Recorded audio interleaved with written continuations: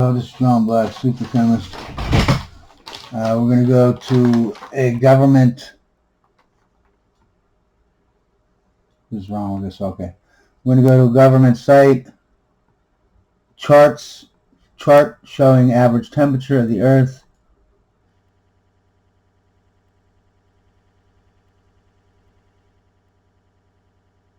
Now, this first one, climate change. They already changed their charts. Almost all of them did, except for this last one, National Weather Service, Gov. And the address, the computer address is weather.gov. You can see right here. Right. Try to move in here.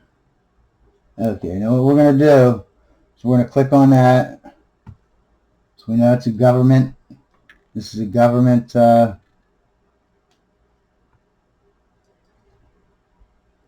let's move this over. Okay, so it's a government list or whatever, right? Let's move it in some more. Oh, not that much, I guess. Alright, so you can see the numbers. What I want you to do, okay, I was just going to plot this, but it's taken me a long time. And this way, you can plot it yourself. And I'll show you how, okay? What we're going to do is, we're going to go through this chart. There's only 4 pages, right?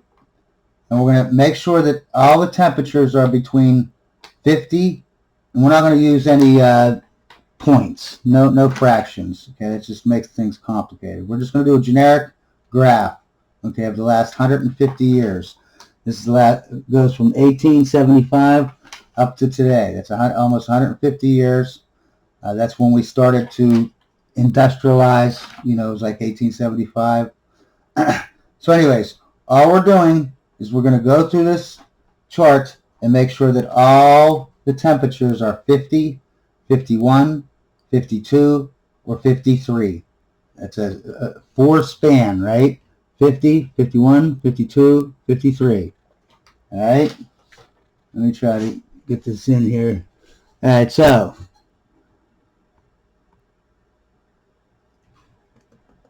hold on a second. Like I said, there's 4 pages. We'll have to do a half page each, though. You know what I mean? I want you to go down this thing here, and you can see every one of them, 52, 51, 52, 52, 52. And then you notice this 48, and you see this 49. So once in a while, you're going to be off. The 49.6 and 48.6, that's pretty damn close to the 4 numbers I mentioned, 50, 51, 52, 53, right? So keep going down. They're all 53, 52, 51, 50, all of them, except for those 2 that were slightly under, right? So now let's do this. Okay, we were somewhere around here. 53, 52. Look, they're all 50, 51, 52. Oh, there's one. So that's the 3rd one. All these other ones. So 3 out of 1 sheet. There's only 4 sheets. 3 out of the years, they were just slightly off. But all the other ones, we just verified that they were between 50, they were 50, 51, 52, or 53. Let's go to the next page. Okay, first one, 54. That's out of our range. So that's 1 out of our range.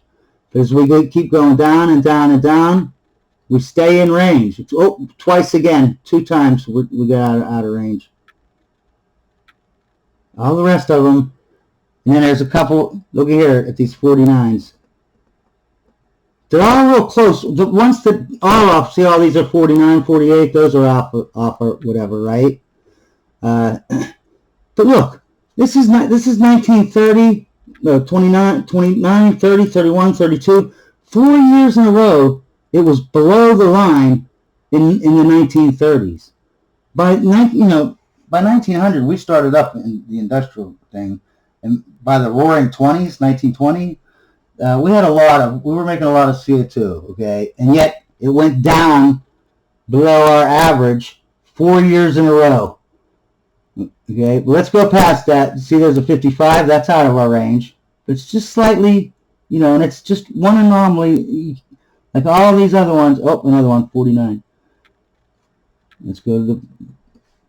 All of these are within that 50, 51, 52, 53. All of them, except you have, you know, every once in a while you get these, you know, they're anomalies. But they're very close, right? Let's go to the third page. Again, oh, there's a 49. They're, oh, 48. They're all within that range, though, aren't they? Oh, with that, oh, within that range. Oh, one more. Look at that. All of them within that range. Now, one more. I think this is the last page. Again, all of these are within range. Oh, there's one out of 54. 55. All the rest. Oh, and 56. Now, see, at this 56, though, that changed. Everything between 2011, right, all the way back to 1875, we just proved, and you looked, I went slow so you can read them as whatever. Let's make sure we are at the end. Yeah, we are at the end. All of them were between those four temperatures. Now let's go up to these temperatures. 53, 54, 55, 56. That's going up 3 degrees, right? So we went from 50 to 53. And the top was 53 to 56. So we went up 3 degrees in 2012. Let's look at 2012 on, right? Here's 2012, 56. Remember, these have to be 53, 54, 55, 56.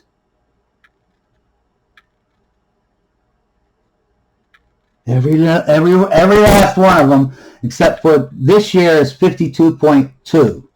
And I want you to realize something. Let's go back all the way to the beginning.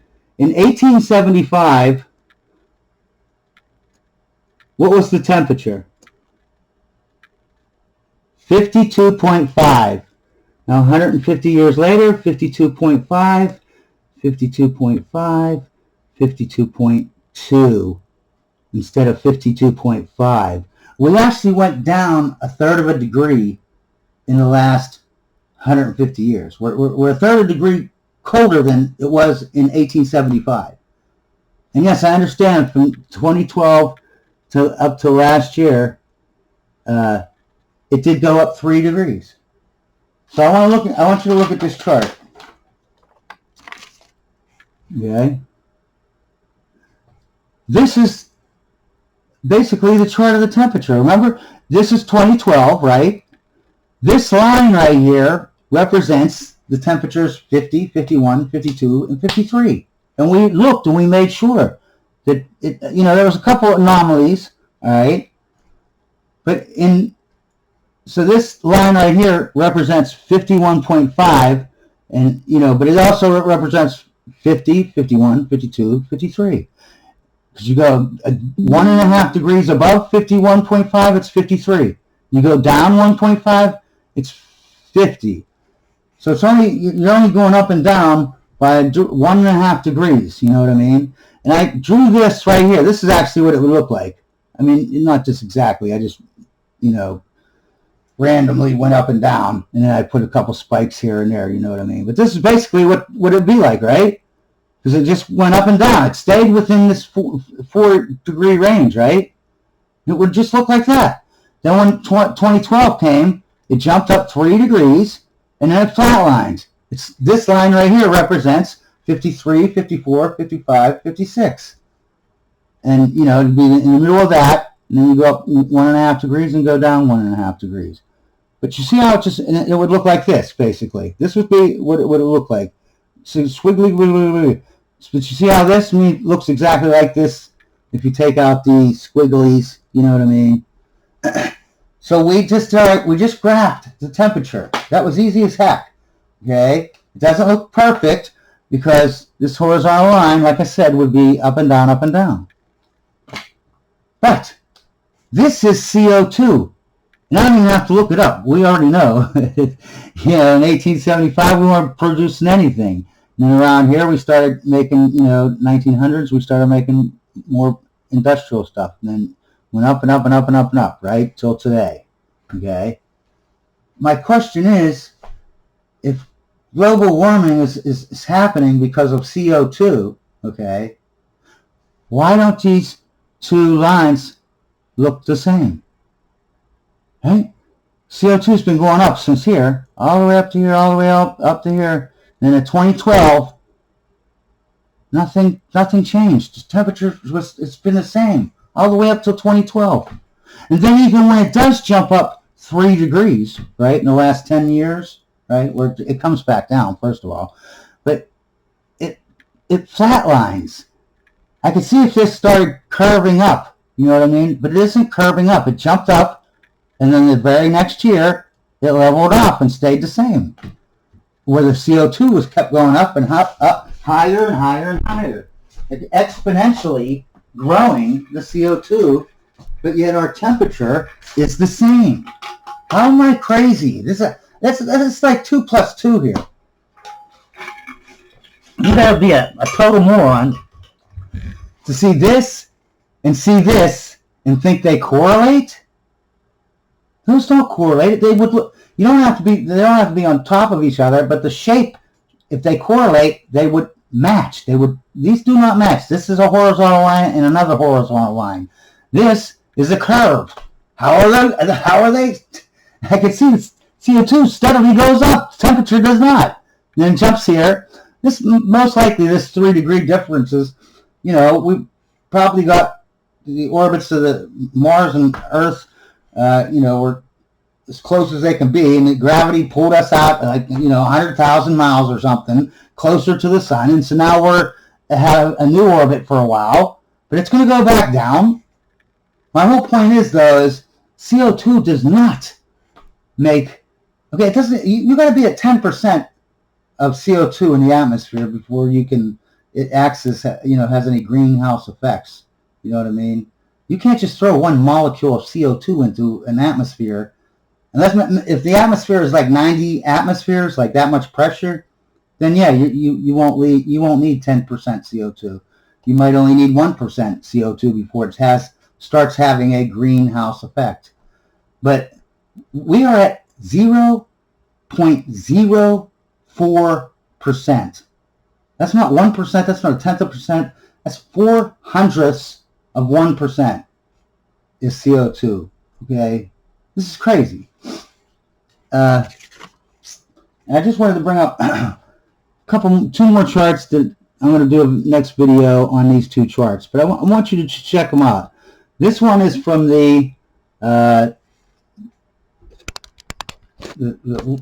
that thinks like me, that the CO2 isn't heating up the atmosphere.